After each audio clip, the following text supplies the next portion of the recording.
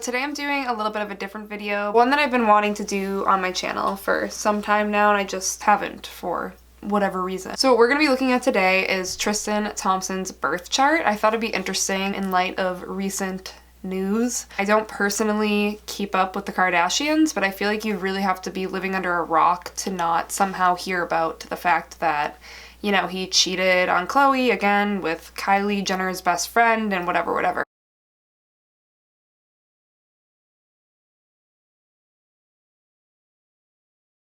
So if any of you follow that, I thought it might be kind of interesting to have a look at his birth chart and see if there's any indicators of the type of person that he's currently being, which is, you know, a cheater, supposedly. I mean, I don't know all the details, you know? I don't know the inside facts, but let's see what the birth chart tells us. Now, unfortunately for Tristan Thompson, all the info you can really find is his actual birth date and year and location of birth, so that helps us out somewhat, but let me show you right here how not having a birth time kind of affects a chart. So you can see here that here's his birth chart if you enter it like, let's say 12 a.m. midnight. As you see, as you go through hour by hour, all of the planets drastically change by houses. The ascendant is very hard to pinpoint if any of the planets transition into another sign during this time. It can be difficult to know which sign is which, but luckily it doesn't look like any of the actual planets transition signs, even the moon, so we're in luck on that one. And we do know Tristan's placements. Not a huge deal, we won't be able to see house placements, but we're not looking to do a huge long reading anyway, so let's just look at more of the inner planet placements for Tristan. March 13th, 1991. I don't believe Tristan and Khloe are married, but they do have a child together. So obviously if he's like cheating with her younger sister's best friend, he's kind of a slime bag. So let's see what his placements have to say about him. Now, if you have any of these placements in your chart, I'm not saying you're a slime bag. We're just looking to kind of get an idea of maybe where this is coming from. First of all, we see that his sun is in Pisces. Sun and Pisces people can be very empathetic. They can be very sensitive souls, artistic, creative. They can also be a little wishy-washy and have trouble sticking strong to certain opinions. They can be at times, like on the negative side of things, a little bit directionless. They don't like to really deal with like the realistic parts of life. So right away, you know, being a boyfriend and father might be a little too much reality. Again, this is just the sun in Pisces. We'll get further into it, but just things that pop out at me as we go along. The other thing though is that Pisces want a lot of security. They kind of need security so that they can keep it together. So you would think that a Pisces with a lot of security wouldn't do something to risk that and change it, but maybe there's something in like Tristan's life that doesn't feel secure, so he doesn't necessarily care to stay in his current situation. So let's look at Moon in Aries. Now the first thing that strikes me about a moon in Aries is that they tend to be a little bit detached emotionally. Moon is all about how you express your emotions, you know, your emotions within, stuff along those lines. And when you have a moon in Aquarius, Aquarius is a sign that tends to be a bit detached, you know, kind of cool, like not cool like you're cool, but cool like cool. Ice cool, I don't know. A lot of Moon and Aries people sometimes feel a little bit outcasted, not in a sense of being bullied. They don't really always feel like they belong with the group. And due to this, a lot of them form defense mechanisms or some kind of like coping mechanisms to help them deal with the fact that they often feel like they're kind of the misfit of the group or the outcast. A lot of times, Moon and Aquarius, even if they do have some more like emotion-based traits about themselves, they'll kind of deny it. So if they're a little sensitive or if they tend to be like jealous in relationships or insecure, it could come out, but they like push it to the side and pretend like it's not, you know, they're not like that. That's not what they're like. That's everybody else. Moon Aquarius can be very willful people, you know, have a lot of strong will. And one of the big things here is that a Moon in Aquarius tends to be a very independent person. I mean, they want independence, they crave it. It can be tricky for a Moon Aquarius or an Aquarius Moon to settle down in a relationship for the long term because they are the type, like they need to spread their wings. They don't want to feel like they're confined in any way. And if they start feeling that way, they are kind of the type that will lash out to break free because they kind of just need that. And Aquarius is also a very rebellious sign. They like to go against what everyone else is doing. They like to break the rules. They're a bit unusual, unique people. So a lot of Aquarius moons tend to be like I said, not emotionless, but they detach themselves a bit from their emotions. But despite that, they are actually pretty good at reading other people's emotions, because Aquarius as a sign can be quite analytical and they find people very interesting. Even though they can understand other people's emotions and kind of read other people really well, they sometimes lose touch with themselves, and that can be part of why they feel outcasted, because people find it tough to relate to them, and people often get the sense that they don't care about them, like they kind of don't have the compassion. You know, even if they do, it's often very hidden. Tristan also has his Mercury and Aries, and anytime I see Aries like in a chart, it does kind of give me a little bit of a warning bell. I mean, obviously sometimes it's fine, but if you see, he also has his Venus in Aries, so it's kind of like, just because Aries is that sign that gets bored really easily, so it can be an indication of someone that might be more inclined to cheat.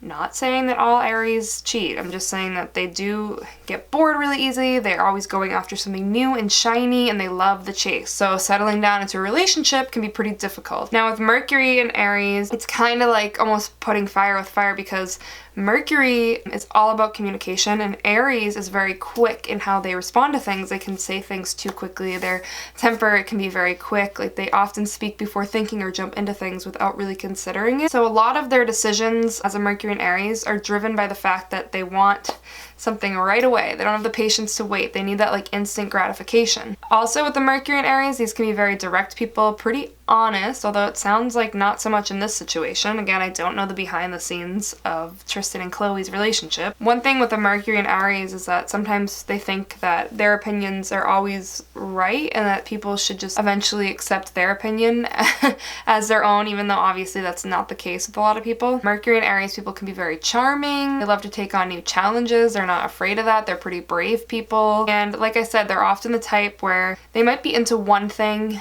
in one moment, but they're quick to like kind of drop that and be into something else in another moment. I'm not talking about like people per se, but that can definitely be part of it as well. But more or less, they're into one trend one second, one the next, because it's just really hard to keep their attention. Now let's get into a Venus in Aries, because the Venus in Aries shows like how Tristan would be when it comes to his love style and his relationships. With the Venus in Aries, they tend to be pretty flirtatious, because if they like something or if they want something, they tend to just like voice their opinion. If they think you're pretty, they'll probably tell you. If they think you're hot, they're gonna let you know. They will often make a point of letting you know like how independent they are, and they can be a little self-centered when it comes to how they are in relationships, because Aries, you know, is the child of the zodiac, and you know, there's a lot of great traits with Aries, but a lot of times traits associated with Aries have to do with things that like a kid would do, just because of the impulsivity, but yet the bravery, the creativity. But Aries Venus can kind of be all about me sometimes, and kind of forget that it takes two to be in a relationship. So that would make sense as to somebody who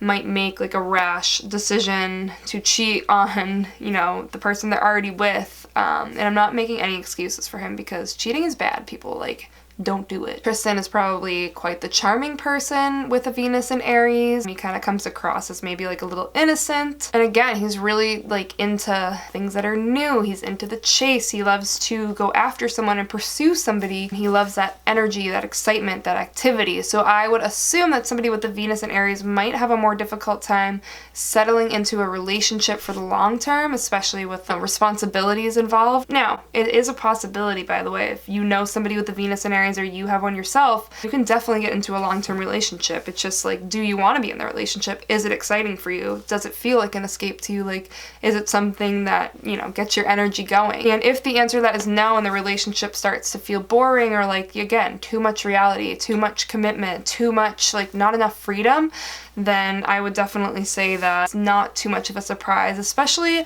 I don't know much about the whole Kardashian thing, but I do think that they keep their associates like on a pretty tight leash, if I had to take a guess. Anybody that is part of the family, they keep like a pretty close eye on to make sure that they don't do anything to like trash the family name. So Tristan being with Khloe and being the father to her daughter would definitely be someone that the Kardashian clan would probably be keeping an eye on, and probably would have an opinion on how they want him to present himself. So he's got that little moon in Aquarius and he wants to rebel. Not too surprising. Kinda surprising it was with Jordan of all people, but not really. Overall, like, a Venus in Aries doesn't take love all that seriously. They see it as more of a fun thing. Again, they want more of the exciting part, like the beginning parts of love. That's what they're most attracted to. Like, aren't we all really? But that's what they want all the time, and it can be really difficult for them to kind of like buckle down and be serious in relationships. So with Tristan, again, it's not super surprising that he would be looking for something new. He is also on the younger end. Again, not making excuses. I'm just trying to